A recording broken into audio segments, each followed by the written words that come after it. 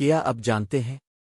رمضان میں بعض لوگ پورا مہینہ روزے رکھتے ہیں، تراوی پڑھتے ہیں، صدقہ دیتے ہیں، لیکن قیامت کے دن ان کے ہاتھ خالی ہوں گے۔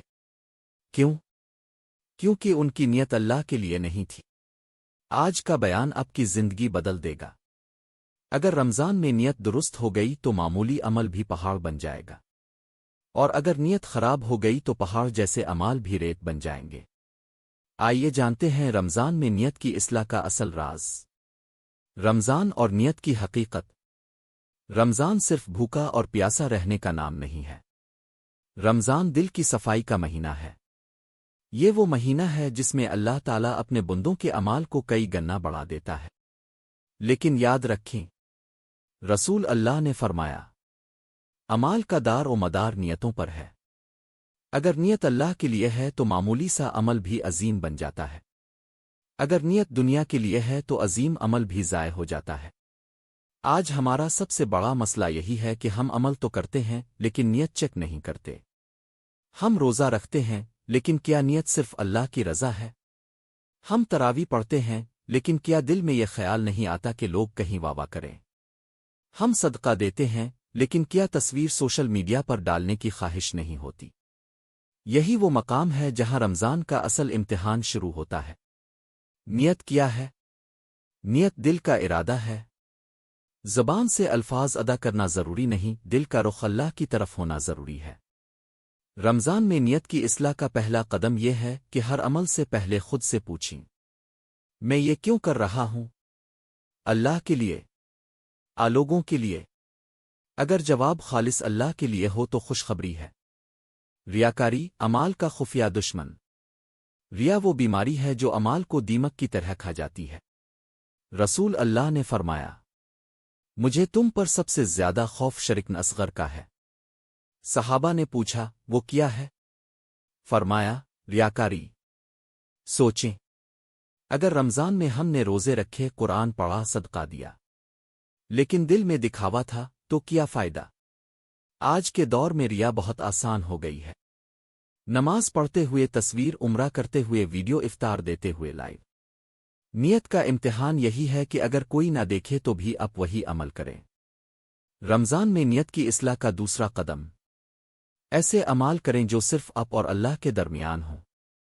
مثلاً رات کو چھپ کر 2 رکعت نفل پڑھ لیں، کسی غریب کی مدد کریں، بغیر نام ظاہر کیے۔ یہ عمل دل کو خالص بناتے ہیں۔ خالص نیت کے فائدے، اگر نیت درست ہو جائے تو کم عمل بھی زیادہ ہو جاتا ہے، تھکاوٹ عبادت میں بدل جاتی ہے، روزمرہ کا کام بھی ثواب بن جاتا ہے۔ اگر آپ روزہ رکھ کر گھر کا کام کر رہے ہیں اور نیت ہے کہ اللہ راضی ہو جائے تو وہ بھی عبادت ہے۔ رمضان میں نیت کی اصلاح کا تیسرا قدم، ہر دن کی ابتدا یہ دعا کر کے کریں، اللہ، آج کے سارے اعمال صرف تیری رضا کے لیے ہے۔ آپ دیکھیں گے کہ دل کی کیفیت بدلنے لگے گی۔ قیامت کے دن نیت کا حساب۔ قیامت کے دن سب سے پہلے نیت دیکھی جائے گی۔ ایک شخص شہید ہوگا، عالم ہوگا، سخی ہوگا، لیکن اگر نیت اللہ کے لیے نہ ہوئی تو سب رد کر دیا جائے گا۔ رمضان ہمیں یہی سکھاتا ہے کہ اصل چیز دل ہے۔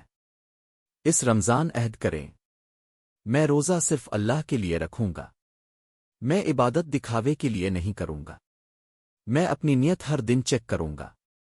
اگر نیت درست ہو گئی تو یہی رمضان آپ کی تقدیر بدل دے گا۔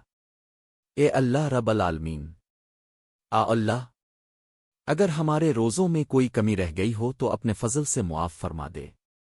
اللہ، ہماری نیتوں کو خالص اپنی رضا کے لیے کر دے۔